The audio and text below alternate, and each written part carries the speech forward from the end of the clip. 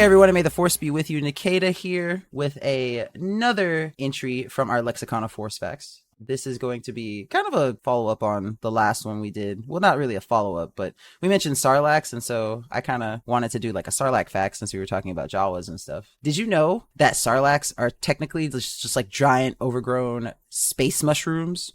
So they kind of like start out as like a spore and they just be floating and chilling through space. And then they randomly like land on a planet. And so one must have just randomly dropped down on Tatooine and grew somehow. And then it became the giant Sarlacc that we see in Return of the Jedi that basically eats a bunch of people whole and digests them over 1,000 years. I think that is metal as fuck for a space mushroom. What do you think it even ate to get that big in a freaking desert? Like, maybe a crate dragon? Maybe a bunch of Jawas. It'd just be eating Jawas. They just like sacrifice one every couple like months to a Sarlacc pit. Or maybe it was Tusken Raiders. I can see that.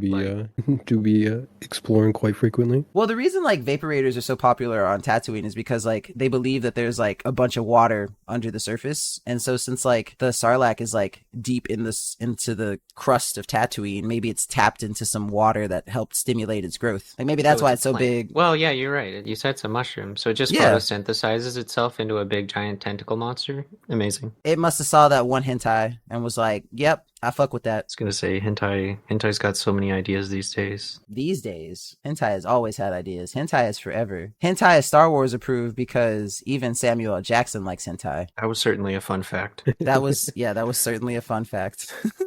You know what I'm talking about though? Have you seen that interview where he's like, I've seen it. Yeah. I've never seen that before. So yeah, hentai is Star Wars approved, obviously.